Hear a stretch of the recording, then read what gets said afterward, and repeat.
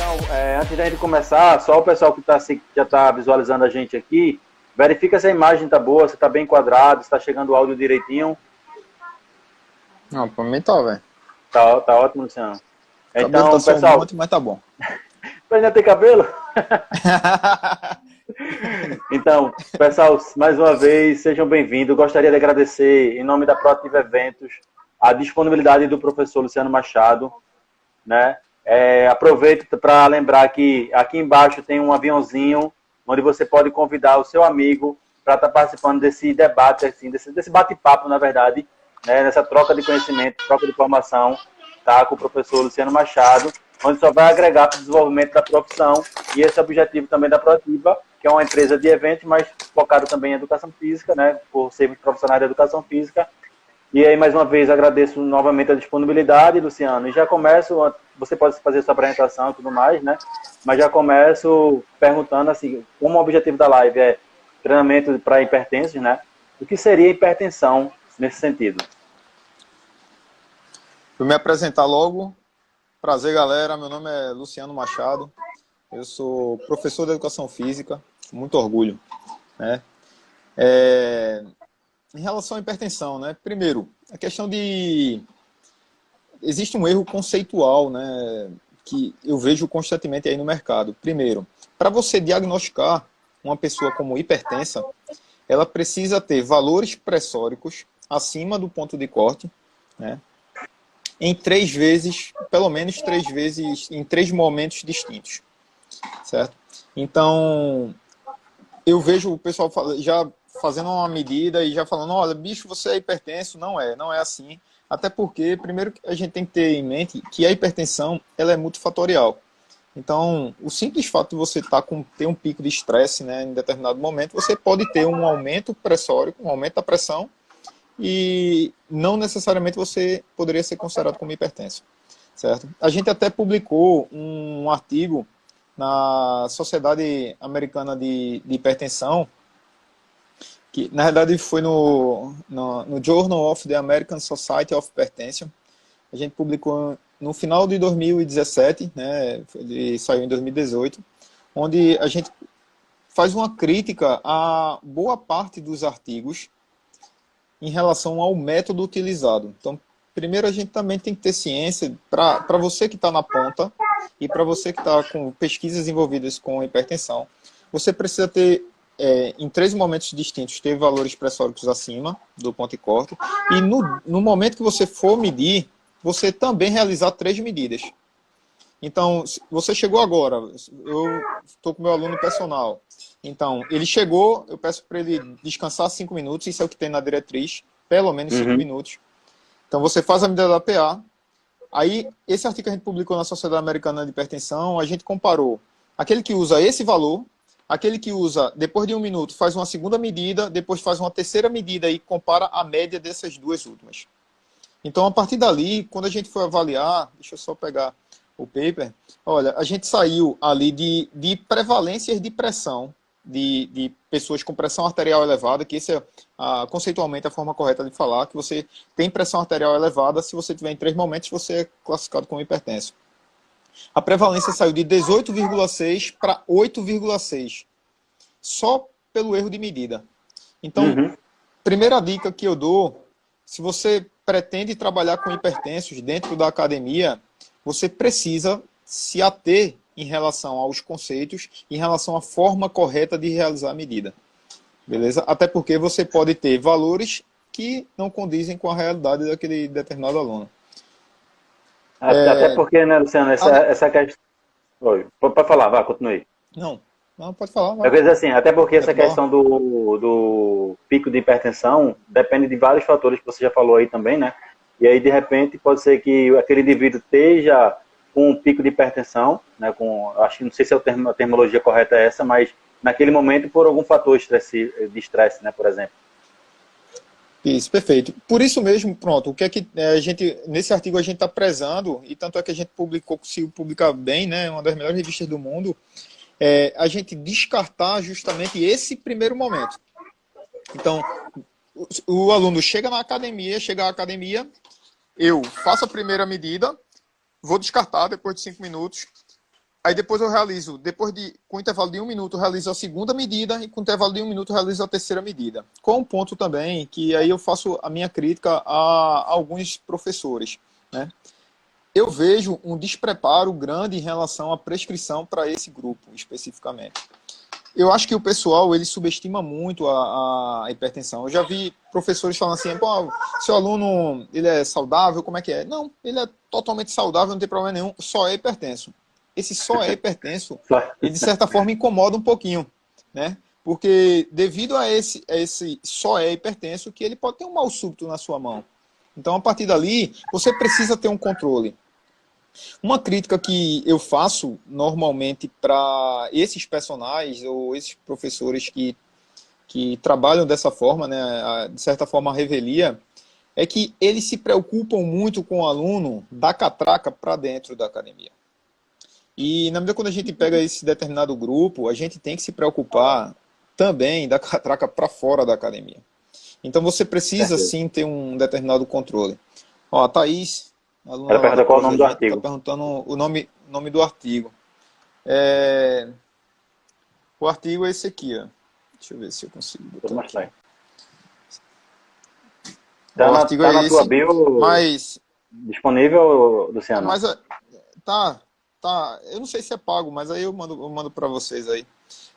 Dos artigos que a gente discutir, que a gente debater hoje, pode mandar mensagem aí no direct, que eu mando o paper, tá?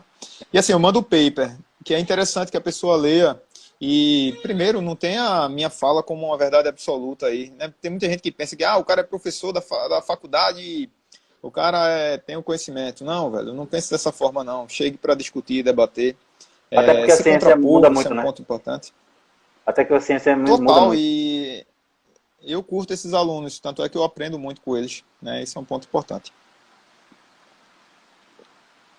Tem que ter a caneca overrubra, né? Então, a canequinha, né? O Timbuzinho tá sofrendo, mas a gente é guerreiro, né? Então, um outro ponto aí, primeiro, o que eu falei Se sobre preocupar a agora. questão de cuidar do aluno fora após a catraca, né? Porque a hipertensão ela é multifatorial. Então, se a gente não cuidar dos comportamentos intervenientes relacionados à pressão, você pode estar tendo boicotes aí ao seu trabalho e você não tem ciência, porque você não controla. Então, primeiro ponto, pronto, o cara decidiu trabalhar lá com um hipertenso. Já te aconselho a já procurar outros profissionais para trabalhar juntamente com você. Até porque a alimentação vai influenciar, procura um nutricionista. Você precisa ter uma avaliação diagnóstica preparada, né, para que você realmente trabalhe com segurança. Ontem eu estava até discutindo com um amigo meu, Bruno Lopes, sobre um aluno que chegou para ele, cardiopata, né, ele teve um infarto e tudo mais, está procurando para pegar, então, para iniciar o trabalho com ele. Uhum. Eu vejo muitos profissionais de educação física escantearem ou passarem esse determinado aluno. Isso é uma falha gigante da Com nossa área, certeza. infelizmente. Certo? Então, primeiro ponto, não é qualquer um que pode pegar. Eu vejo o pessoal assumindo determinados alunos, né, e não se preparando em relação à ciência para trabalhar com esses alunos. Então, isso é uma falha. Então, a gente já precisa ter uma parceria com o médico, um cardiologista, para a gente fazer um trabalho ergo, né, para esses cardiopatas, enfim, para que a gente faça um trabalho seguro. Dependendo, né, do exame, normalmente, se o cara for realizar um ergo, vai realizar um exame cardiovascular, né, e deu que ele tem um limiar de isquemia, hipotético. Uhum. Então, você precisa nortear a sua intensidade do trabalho de acordo com aquele limiar de isquemia. Então, normalmente a gente trabalha em cima, próximo de 10 batimentos abaixo, né, desse limiar, desse ponto de limiar de isquemia. Só que você só vai ter ciência desse limiar de isquemia fazendo o exame. Só que aí, normalmente, eu não vejo isso. Então, a gente trabalha muito no escuro com esses alunos. Então, e a gente, infelizmente, a gente está vendo com uma certa constância aí, pessoas tendo mal súbitos aí nas academias, né? Então, de certa forma, pode acontecer? Pode. só que você precisa se preparar, inclusive para debater, né? Se chegar, olha, o cara morreu na tua mão, olha, morreu na minha mão. Contudo, olha, eu tenho esse controle, eu trabalho com tal médico, eu trabalho com nutricionista, então eu tenho todo o controle do aluno. Foi uma fatalidade. É diferente do cara falecer, o cara disse, meu irmão, tá na tua mão, o cara não tem nada na mão. Então, você precisa ter uma avaliação diagnóstica juntamente com outros profissionais e você precisa ter o controle dele, o controle dos comportamentos intervenientes relacionados à pressão constantemente. Então, dá mais trabalho? Dá, mas aí eu já deixo um outro ponto. Essas pessoas, elas estão com você porque precisam. Então, elas sabem, elas não são aqueles alunos sazonais, né? Elas estão com você porque precisam e a partir dali você pode cobrar até mais caro pelo fato de que você está dando muito valor. Então, o preço, ele normalmente não deve nem ser levado em consideração aí. Dois pontos tocando no que você está falando, né, Luciano? A relação, primeiro, a questão do tiro no escuro, que a gente percebe bastante que dentro da própria estabelecimento, seja ele academia, crossfit também, enfim, as atividades físicas, de maneira geral, as empresas, né? Os profissionais não realizam acompanhamento. Pior ainda se a pessoa tiver, como você mesmo falou, acometido de um pico hipertensivo, de hipertensão arterial. Então, o profissional de educação física tem que ter esse cuidado, se cobrar, e aí trabalhar, como você mesmo disse, com a equipe multidisciplinar. Se ele é hipertenso, ele tem que ter o acompanhamento médico, os exames direitinho, os exames rotineiros, os exames frequentes, tudo direitinho. E o profissional da educação física, como você mesmo falou também, estudar sobre isso. Não é, como você disse, dar um tiro no escuro. E outra coisa, nesse período pós-pandemia, o que a gente está vendo aqui de direcionamento, é que esse grupo, que é chamado grupo de risco, que o pessoal de pressão arterial está nesse grupo, ele vai vir, a ideia tem uma tendência para isso, para que eles voltem mais a praticar exercício físico. E nós, profissionais da educação física, Perfeito. Cada vez mais temos que nos preparar. Tem uma pergunta aqui de Douglas, posso fazer? Manda bala. Há casos de hipertensão que... casos de hipertensão que o exercício não seria indicado? Não, não tem isso, certo? Muito pelo contrário. Se você for pegar a diretriz, ele já direciona para que você realize exercício físico. O exercício físico ele vai minimizar. Isso até um ponto que eu vou fazer uma postagem ainda, mas é na linha de que tem muita gente que deixou de fazer o exercício, né, por causa do Covid, né, por causa do corona. E esse é um ponto que você pode estar, na verdade, escondendo algo e descobrindo outro. Cobrindo algo e descobrindo outro. Você vai estar se defendendo aí do corona, porém você vai estar com risco cardiovascular eminente, visto que você não tem um fator de proteção que o exercício tem. Então a gente tem um ponto chamado de efeito hipotensor, né? Alguns colocam como efeito hipotensivo da pressão, que é a redução da pressão arterial após o exercício. Então tem as características dos exercícios, ou exercício de treinamento de força ou treinamento aeróbio, né? A gente passou anos e anos defendendo só o treinamento aeróbio. Uhum.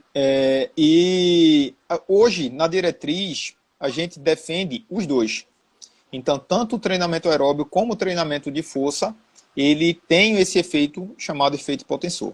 Então, na medida que você deixa de realizar esse exercício, você está deixando de ter um fator de proteção. Então, se você não tem esse fator de proteção, você pode ter um pico pressórico, pode ter um AVC, pode ter um infarto, mas você não morreu de corona. Então, eu não vejo muita coerência nessa perspectiva. Então, primeiro a gente tem que colocar na balança em relação a isso. Um dos pontos que eu falo em relação, inicialmente, sim, tu tem outra pergunta? Ou... Não, pode. O Ícaro ele deixou um comentário aqui.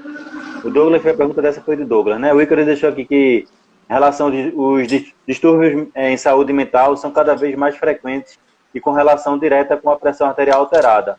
Algo parece não receber a devida atenção dos profissionais da educação física. É aquilo que a gente está comentando, né?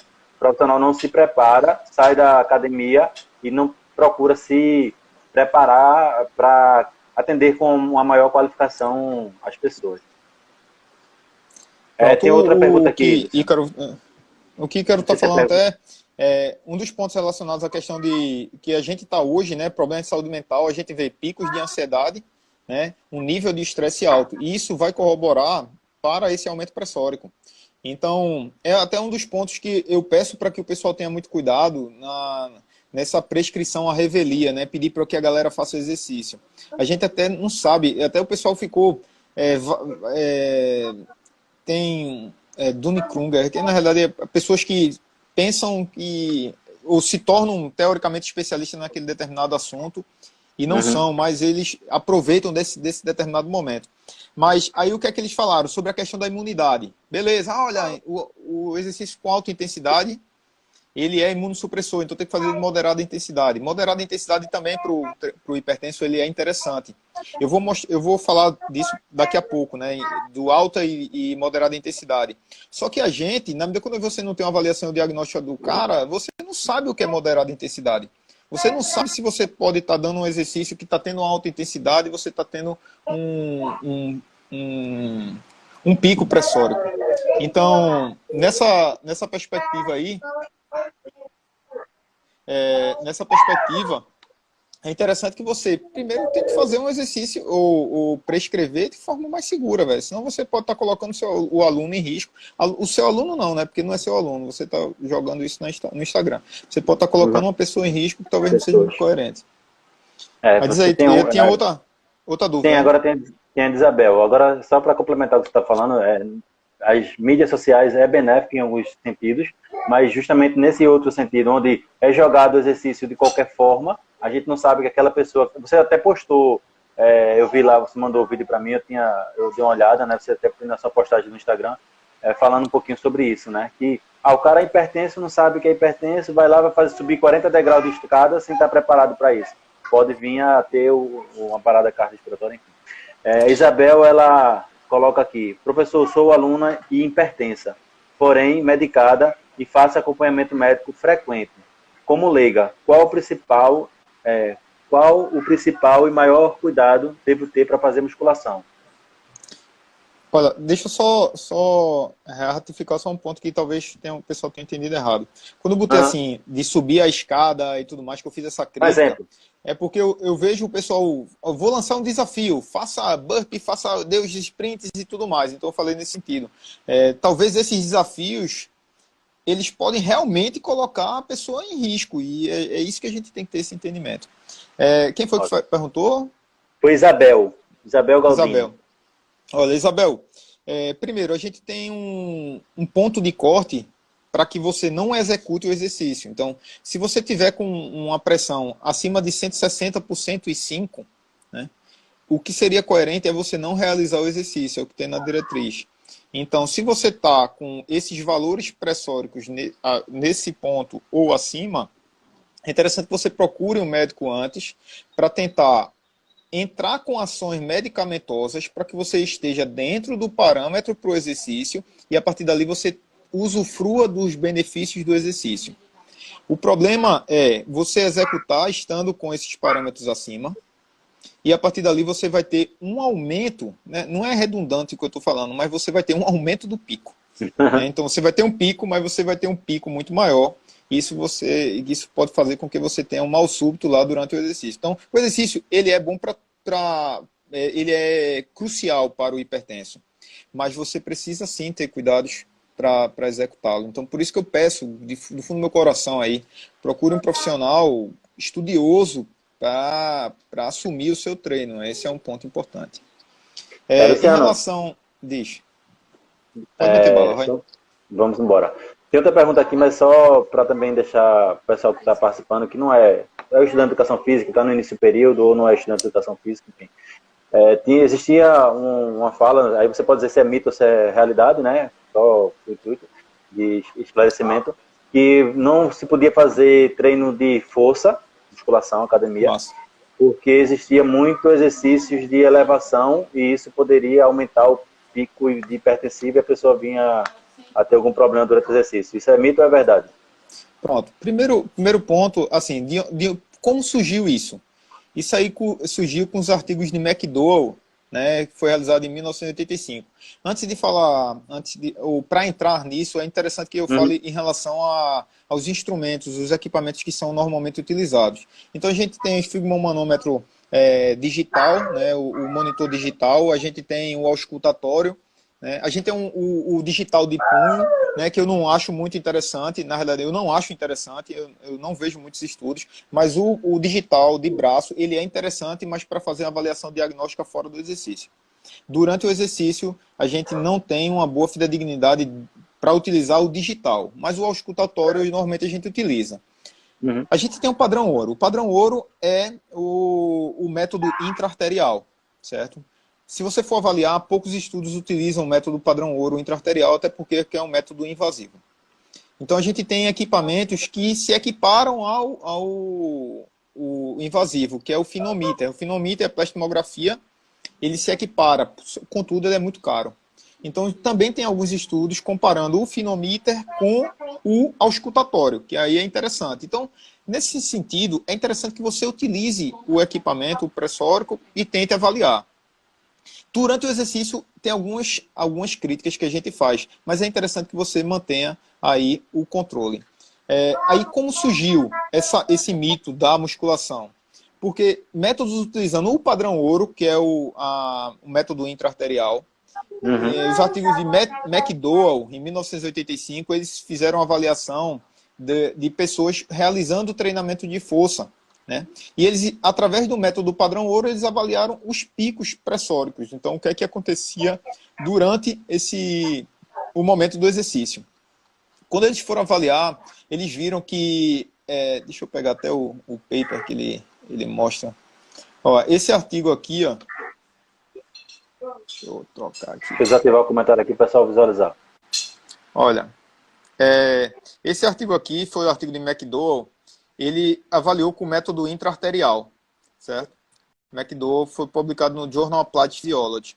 E quando eles avaliaram, na medida quando você vai realizando o exercício, certo? Então fez uma série, foi lá. Na medida quando você vai chegando na zona de repetição máxima, você pode chegar a picos ali, ó, próximo de 480 a 350. A média de aumento, na realidade, a média do aumento foi de 320 por 250. Então a gente já vê picos pressóricos. Agora, aí tem aquela discussão, esse foi um bodybuilder e tudo mais. Esse aqui foi um dos poucos artigos que a gente utiliza o método intraarterial. Então, a gente já começa a ver que o treinamento de força, a gente tem esses picos. Certo? Então, a partir dessa ideia, o que é que o pessoal fez? O pessoal começou a abominar o treinamento de força para hipertensos. Disse, olha, tu é louco, o cara vai fazer um exercício que o cara vai ter um pico ali chegando a 320. Olha, se você for notar o método auscultatório, a gente chega a 200 e pouco, né, durante o exercício. Com o método intraarterial, que é o padrão ouro, a gente tem esses picos. Então o pessoal começou a abominar realmente, escantear o treinamento de força. Contudo, a partir dali, a gente muda um pouquinho a característica do treinamento de força para esse grupo especificamente. Então, eu não posso treinar um hipertenso como eu treino com uma pessoa normotensa. Até porque a gente tem as peculiaridades. Então, você realmente tem a probabilidade de ter esses picos pressóricos. Então, a partir dali, você vai mudar a característica um pouquinho do treino e você não vai treinar com essas intensidades aí previstas no artigo. Mas esse foi um artigo que desencadeou esse preconceito do treinamento de força para pressão arterial. Hoje em dia, a gente tem as peculiaridades e, muito pelo contrário, a gente fomenta a prática do treinamento de força, certo? Para esse grupo de hipertensão. Então, isso aí é mito. Treinamento de força é importante para o hipertenso. Contudo, show de bola, precisa seguir a diretriz. Com certeza. Diz aí outras dúvidas. Vamos respondendo logo as perguntas, né? Aqui tem a de Letícia Sheila, ela pergunta assim: a ordem da realização do exercício, aeróbio e depois o treinamento de força, tem alguma influência na melhora da hipertensão? Então, teve um artigo publicado, foi até uma amiga minha, a Annelise, ela fez a comparação do cara realizar o treinamento aeróbio depois do treinamento de força e o treinamento de força depois do treinamento aeróbio. E eles não viram diferença significante. Mas se você me perguntar, Luciano, e aí? O que é que você faria? Você, de acordo com a diretriz, e ciente que a diretriz ela preza pelo treinamento aeróbio em si, sendo complementado com o treinamento de força, eu normalmente inicio com o treinamento aeróbio. Aí você pode me falar o seguinte, e eu vejo o pessoal discutindo, eu vejo o pessoal O discutindo. menino tá gritando Relaxa, aqui. pai. A minha não tá gritando ainda, mas daqui a pouco ela começa. Ó, é, se você for avaliar, devido à prioridade que eles colocam aí em relação ao treinamento aeróbio, eu entraria com o treinamento aeróbio. Aí você pode me colocar o seguinte, mas Luciano, o cara começando com o treinamento aeróbio, o cara vai ter influência na hipertrofia, porque o cara vai diminuir o volume de trabalho total, isso pode influenciar diretamente nessa linha. Velho, a parada é o seguinte, vocês precisam ter ciência de que se você está trabalhando com hipertenso, o foco é diminuição da pressão. Ele pode melhorar o percentual e tudo mais, ele vai melhorar. Mas a prioridade é essa. E devido a esse pensamento equivocado, ao meu ver, é que a gente erra na leitura de alguns artigos. Tu podes ir falando que a hora que tu quiseres, eu posso entrar aí na pegada do treinamento. Ó, esse aqui foi um outro paper até que a gente publicou. Deixa eu botar aqui. Esse aqui é um curso que eu dou. Esse aqui foi um outro paper que a gente publicou na época do meu mestrado, que a gente fez justamente uma revisão, ó, uma revisão sistemática, que a gente avaliou aqueles artigos que têm um baixo critério de análise, eles normalmente têm a prevalência de pressão mais alta. Ou seja, essa prevalência de pressão, ela pode não estar mostrando a realidade daquela população, e sim o erro metodológico, ele está deturpando esse resultado. Então, por isso que eu falei assim, pessoal que vai trabalhar, se atenha a isso. Um dos pontos que eu vejo também o pessoal falando é, Luciano, eu fiz o exercício e teve uma queda muito aquém do que eu esperava, teve uma queda de 5 milímetros de mercúrio só. Então, aí eu mostro esse artigo aqui, ó. Na verdade, esse aqui foi no American College, né? Eles mostram que a redução de 3 milímetros de mercúrio, na média, 3 milímetros de mercúrio da pressão arterial, você já tem uma queda de 5 a 9% do risco de desenvolver doença arterial coronariana. Você já reduz quase até 15% de acidente vascular cerebral, acidente vascular encefálico. E 4% de todas as causas de mortalidade, só por 3 milímetros.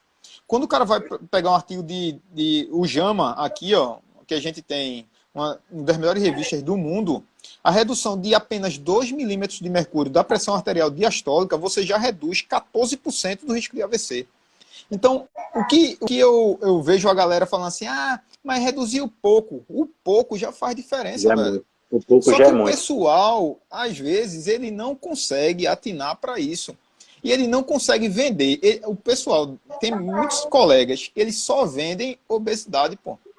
Você vai emagrecer. Velho, você pode estar melhorando muito seu aluno, pô. E não necessariamente o cara está reduzindo diferença de cintura. Até vai.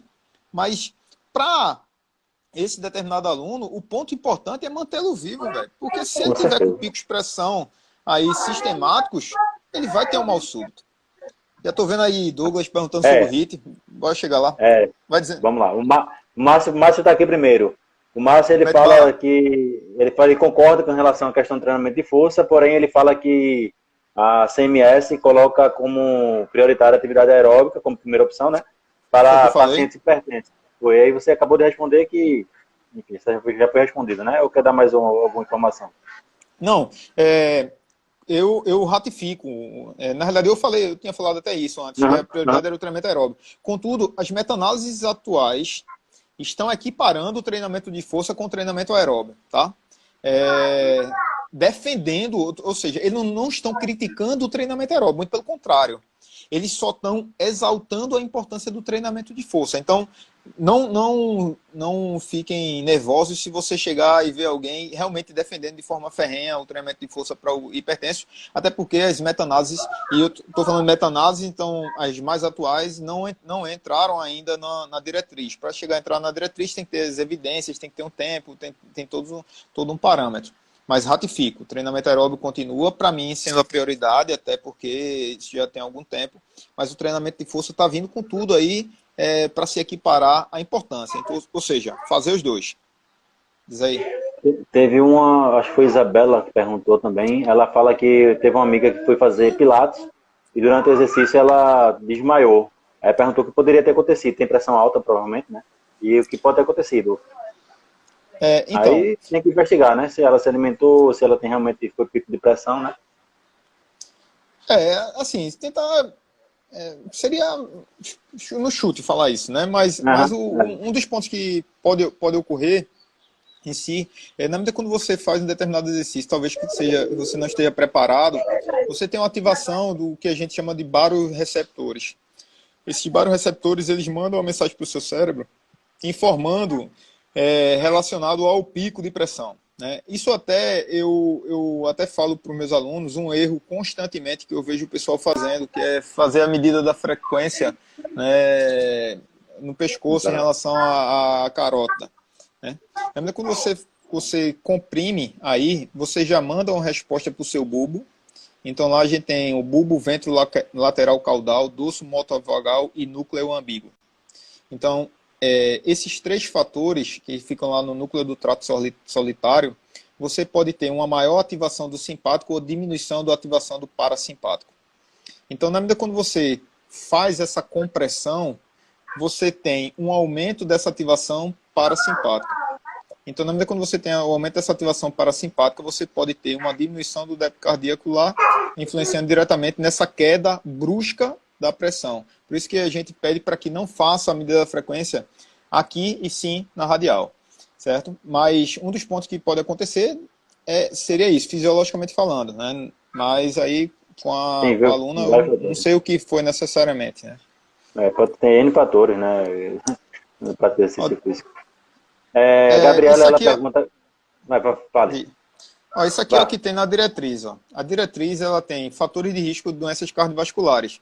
Então você precisa ter noção de hipercolesterolemia, diabetes, obesidade, colesterol, tal. Então você precisa ter todo esse parâmetro aqui para você trabalhar de forma segura. Só que aí esse é o problema. Se você não está fazendo uma avaliação diagnóstica coerente para trabalhar com hipertenso, está trabalhando às escuras, velho. Então esse é É. um A das pergunta coisas. da Diz aí. Gabriela vai nesse ponto do que você está falando também. Pergunta se a pessoa tem hipertensão e foi fazer exercício e, enfim, não fez a aferição, o professor não acompanha direito, não fez também a aferição da pressão arterial. O que é que ele Comum. pode vir, o que é que ele pode vir a ter dentro da academia? Quais são os riscos? Então, o risco é ter um infarto, o risco é ter um AVC. Ela tem esse risco. Na medida que quando você tem esse aumento pressórico, você já tem esse risco aí de ter isso na academia. O pessoal não se atém. Então, por isso que eu estou falando. É trabalhar na sorte. Então, e dependendo, e que eu vejo também, na medida que você detecta que o cara está com um pico pressórico, eu vejo algumas pessoas falando assim, eu vou botar ele um pouquinho ali na esteira para ter um efeito hipotensor para depois voltar para o exercício. Eu não faria isso. Assim, pô, eu passei 4 anos na faculdade, velho. Passei 2 anos na especialização, 2 anos no mestrado, 4 anos no doutorado, pro cara matar um cara na academia, velho. Então, o cara se arriscar para uma sessão de treino, para mim não é muito coerente. Então, a partir dali, se você está vendo que está acima de 160 por 105, que é o parâmetro, é o ponto de corte, manda aí para o médico. Então, o que é que eu fiz? Eu fiz o meu aluno, ele estava tendo picos, e eu pedi para que ele fizesse um exame cardiológico. Né? Aí o médico até falou assim, Luciano, deixa eu abrir aqui. Luciano, Não, eu pedi para que ele fosse no médico, deixa eu abrir aqui, tem uma planilhazinha. Aí, para que ele fizesse uma reavaliação da quantidade dos medicamentos que ele estava tendo, que ele estava tomando.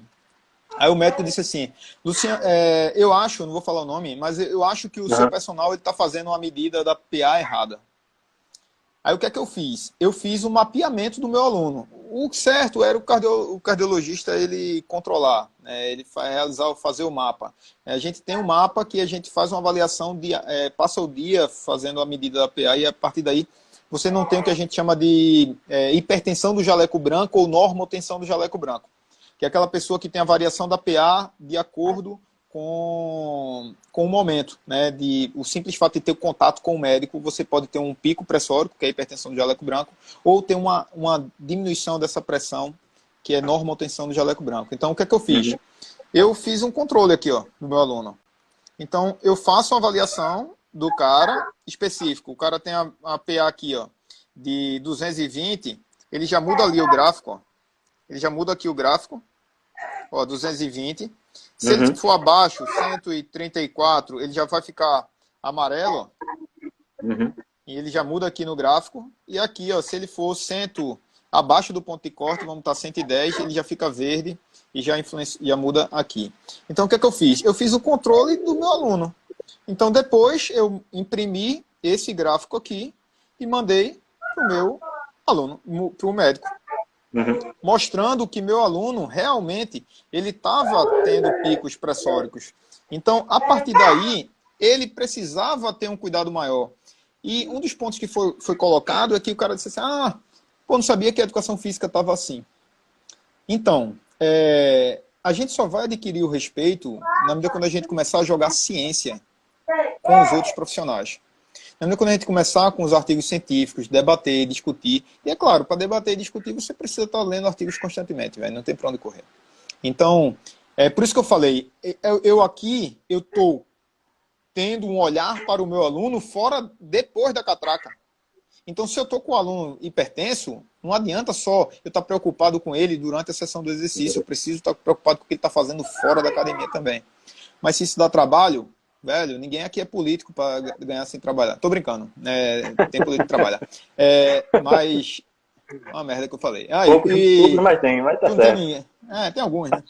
Mas então, nessa perspectiva, é importante que a gente discuta, debata, fazendo controle. Agora, se você não tem um controle, não tem como debater, não tem como discutir ciência. Justamente, teve uma live anterior que o professor Leonardo ele falou também justamente isso, né? São as formas de avaliação. Então, existe aquela avaliação física normal, taxativa você prescrever o treinamento, mas existem as outras avaliações, como é o dia a dia do teu aluno, o que é que se ele alimentou, se ele tomou a medicação, né? Justamente o Pedro ele fala uma pergunta sobre isso. Ele pergunta aqui para você, gostaria de falar sobre os cuidados que devemos ter com relação ao exercício / medicamentos. Tem uma tabelinha que a gente normalmente utilizava, eu até mostro isso aí em alguns cursos, que é um fator de correção para a frequência cardíaca, certo? Então, normalmente a gente avalia a frequência e tem esse aqui, ó, deixa eu mostrar.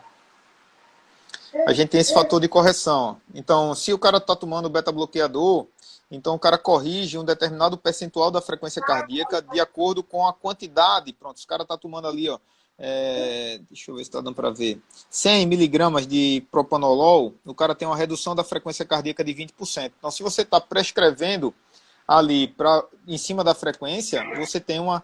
E essa é uma falha, né? Porque se o cara fez um determinado teste sem tomar o propanolol e depois vai treinar tomando propanolol, o cara vai almejar que o cara chegue em determinada zona de treinamento que não vai conseguir, porque o propanolol está tendo um efeito medicamentoso lá. Então você pode estar colocando o cara em risco, tentando que ele dê o máximo, mas ele já está no máximo. Então isso é um erro. Contudo, o que é que está sendo discutido? Se ele já fez o teste com o medicamento, perfeito, está tranquilo, porque ele já tem essa resposta pressórica atenuada. Normalmente os médicos eles estão fazendo, eles não pedem para... Por isso que é interessante que você tenha um contato com o médico. O médico ele não vai pedir para o cara parar o medicamento para fazer o teste. Ele vai fazer o teste utilizando isso aí. O Bruninho Lima, ele pergunta aqui. Ele pergunta aqui, qual o real impacto da manobra de Valsalva no treinamento de força de indivíduos hipertensos? Vi algumas perspectivas de que não influenciaria de maneira negativa. Então, essa perspectiva eu vi um vídeo colocado que não teria esse impacto. Assim, eu penso de forma conservadora, tá? Por mais que tenha um artigo agora mostrando a manobra de Valsalva pode ser feita, isso vai ter um impacto e tudo mais. Eu vou pela diretriz. Tem na diretriz? Por quê? Deixa eu só mostrar, só ressaltar um ponto importante. Para que uma determinada forma de pensar, uma determinada forma de trabalho entre na diretriz, o cara tem que ter várias evidências. Então, você tem uma evidência A. Então, a partir dali, isso mostra que aquele artigo ali, ele teve um controle maior. Então, teve um grupo controle, teve o controle de algumas variáveis intervenientes, tal. Então, o cara vai vendo a pontuação. Se aquele artigo realmente é um artigo muito bom, ele já vai aumentando esse nível de evidência. Eu estou falando isso de forma simplória para o pessoal entender. Então, para que um determinado direcionamento entre na diretriz, é porque já tem uma gama de artigos defendendo aquela determinada linha de raciocínio, e aqueles artigos eles têm uma coerência e eles têm uma rigorosidade metodológica muito alta. Então, nessa perspectiva, eu prefiro, para o meu aluno hipertenso, seguir a diretriz. Mas eu tenho ciência de que, pelo menos, tem um pesquisador que defende a utilização de manobra de Valsalva. Se fosse eu não faria, certo? Eu prefiro trabalhar de forma conservadora para eles. Agora, eu não me atenho apenas a isso. Eu tenho outras formas de trabalho para potencializar essa queda pressórica. Mas eu tenho uma diretriz, eu sigo a diretriz, eu trabalho com segurança. E outra coisa que é importante ressaltar, às vezes uma determinada intervenção, se o cara for avaliar pela manobra de Valsalva, a gente, para o hipertenso, ele já tem uma característica, uma peculiaridade de um treino diferente do normotenso. É que a gente não trabalha em cima de falha concêntrica. A gente trabalha em cima de fadiga moderada. Então, se for nessa perspectiva, não existe nem a necessidade, para eu melhorar a pressão, não existe nem a necessidade de você jogar uma intensidade altíssima para isso. Deixa eu botar esse paper aqui, porque eu estou falando e a galera pode até ver se está dando uma viajada. Deixa eu pegar esse paper. Não, mas tá bem esclarecido. Tá muito bom. Deixa eu ver que ele faz a comparação da intensidade do exercício. Olha, esse aqui foi do artigo do McDowell, né? Esse aqui foi o artigo do McDowell que eu falei, sobre o aumento pressórico. Sim, aí vamos lá para a intensidade do exercício. Pronto. Esse paper aqui foi publicado por... Deixa eu tirar... Esse paper aqui ele foi publicado por uns amigos da gente, Annelise, Rafael Ritt Dias, né? Aqui eu tenho o Oséias, tenho o Breno, tenho o Gleicinho, a Luísio, tem vários amigos, né? Rafael Ritt, para mim, é uma das grandes referências que a gente tem sobre pressão no mundo, certo? Então, esse aqui ele fez a comparação. Um grupo treinava 50% da intensidade de um RM, o outro treinava 70%. Quando eles foram avaliar, a queda pressórica ela foi igual nos dois. Aí você pode me perguntar o seguinte: olha aí, Luciano, treinar a 50% e a 70% é a mesma coisa. Então, para mim, é melhor treinar a 70%, porque você vai ter os benefícios de um treino de intensidade alta. É isso que eu tenho um olhar meio diferente, eu tenho um olhar meio conservador, mais conservador. Um treino a 70%, que aí a gente vai enveredar para outro paper, né? Deixa eu ver aqui. Em relação a um treino com intensidades mais altas, você tem um pico maior. Então, se você está treinando a 70%, você está colocando o cara mais em risco também. Então, você tem que botar na balança o que é positivo e o que é negativo. Você pode ter um aumento lá, beleza? Você pode ter outros fatores importantes relacionados ao aumento da intensidade do exercício, mas você, paralelamente, também o coloca mais em risco. Então, se for nessa perspectiva aqui, nessa linha de raciocínio, velho, eu prefiro treinar 50%, tendo os mesmos benefícios do treinamento e sem colocar o cara em risco. Agora, depois que você vai conhecendo o aluno e tudo mais, aí sim você tem condições plenas de debater e aumentar a intensidade do exercício. Só que aí você vai estar conhecendo o aluno. Esse é um ponto. E é o que Cássio está colocando aí, né? Que é você colocar na balança risco e benefício. Eu prefiro trabalhar dessa forma, de forma conservadora. Né? É justamente isso, né? Nós somos profissionais de educação física para garantir que o indivíduo tenha uma sobrevida maior com qualidade, né? E aí você não vai estar colocando ele em risco por, enfim, às vezes por ego, enfim.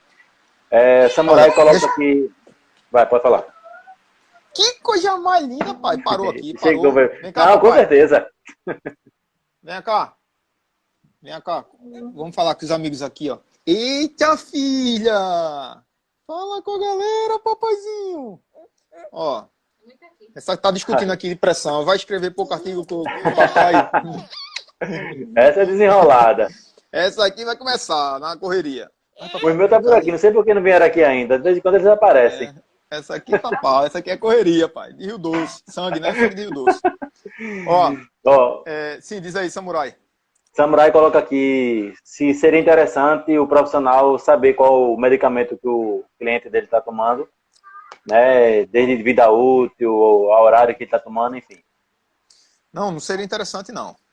É Seria obrigatório. crucial. É crucial. Você precisa ter todo esse controle, você precisa ter a conversa com o médico. Né? Você precisa, inclusive, trocar. Eu falo isso, tem alguns alunos que ficam brincando. Pergunta até seu Janilson, era meu aluno, era hipertenso cardiopata. Aí era hipertenso, né? Diabético, pré-diabético. Aí eu mandava artigos para ele, artigos científicos. Aí a turma fez, e tu acha que o cara lê? Eu disse, não, eu não quero saber se o cara Tô tá lendo. fazendo. Mas eu quero que ele saiba que eu tô lendo, tô me preparando para ele, velho. Então, para o médico já é diferente. É interessante que você troque artigos. Olha, sai um artigo novo aqui, eu mostrando esse aqui. A partir dali, eu estou pensando em enveredar nessa perspectiva aqui. Em relação à ação medicamentosa, porque você não pode mexer no medicamento. O medicamento deixa com o médico. Mas é interessante que você fale sobre o horário que está treinando e tudo mais, porque ele pode, a partir dessa avaliação pressórica, a partir desse mapeamento, ele pode direcionar ou modificar um determinado horário do medicamento e até a quantidade, mas a quantidade só de acordo com a resposta pressórica que ele está tendo com o seu treinamento. Mas só de antemão, tem gente que não sabe nem o quanto melhorou a pressão do seu aluno, velho. Esse é um É verdade. problema. Então não está tendo Muito grande. avaliação diagnóstica, não está tendo avaliação normativa, somativa. O cara tem isso na faculdade, mas não faz nada. É um problema. Aí é a deficiência do profissional, né? Justamente o profissional que se diferencia é aquele que busca conhecimento. Eu quero só dar um alô ao professor Rafael Perrier, que ele entrou aqui, ele pediu até para você falar. Uma coisa linda. Perrier é um espetáculo de homem, pô. Ele pediu para você falar do CrossFit e do HAS. Do CrossFit na hipertensão, né? Ó, em relação ao CrossFit, é um dos pontos que eu falo. Eu não sou contra o CrossFit, de forma alguma. Eu sou a favor de qualquer atividade que tire o cara de sala, né? Que tire o cara da cama, que tire o cara do sofá. Sou qualquer atividade. Mas o que é que eu peço? É que tem que ter cuidado, velho. O CrossFit, eles prezam... um dos pontos é que a gente tem pessoas que querem ser atletas sem seguir a vida de um atleta, pô. Então, oi, papaizinho. Vai atender, é prioridade, ela é prioridade. Isso eu tenho certeza. Ó, mas a gente tem pessoas, pô, que querem ser atletas sem seguir a vida de atleta. Só quer ser atleta ali. Então, o cara vai lá, meu irmão, final de semana, é resenha, é barca, alimentação, tudo mais, aí chega lá quer ser atleta, pô. Então, essa alta intensidade lá, o cara vai ter risco, pô. A gente já tem alguns vídeos aí de pessoas passando mal durante a intervenção, né?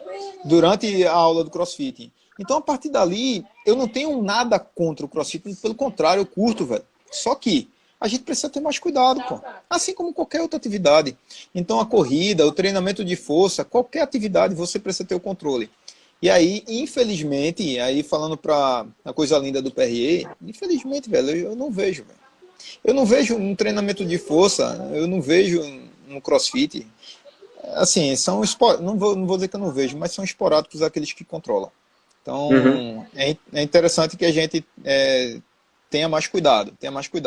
Assim como o próprio HIIT, né? O PRE, para mim, é uma das grandes feras aí que a gente tem em relação ao HIIT, né? E eu não falo isso porque é meu amigo, não. Eu falo porque ele é fera mesmo, porque senão eu não falava porra nenhuma. O HIIT em si, a gente está vendo efeitos positivos do HIIT em relação à pressão, mas isso a gente também tem que ter um cuidado em relação à aplicação do HIIT para hipertensos. Mesmo a gente tendo os artigos aí de referência, dos artigos de Wisloff, né, publicado lá na Circulation, mostrando essa queda pressórica, perfeito, velho. Só que a gente também tem que ter cuidado, então tem que ter todo o controle. Se não tem um controle, se não tem avaliação diagnóstica, se não tem nada disso, tá colocando o cara em risco, né? Ó, deixa eu... Vai, fale. Só em relação à fadiga, né?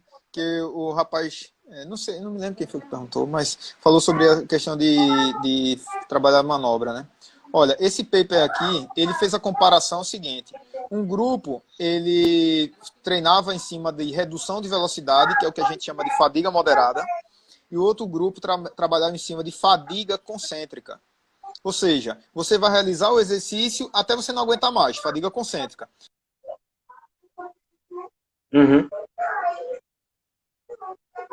diminui a velocidade e Oi, o eu cara acho. para.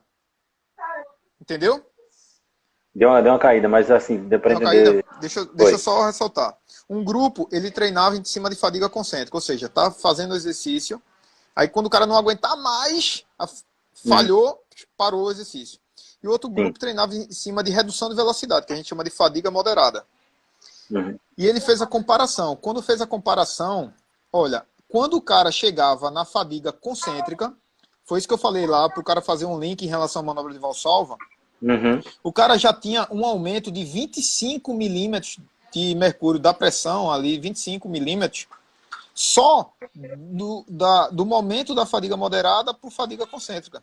Uhum. Se eu estou falando de 25 milímetros, aí vamos voltar um pouquinho em relação ao artigo lá do JAMA, o artigo lá da Circulation, os artigos lá publicados no Journal Applied Physiology, falando sobre a quantidade, os milímetros de mercúrio.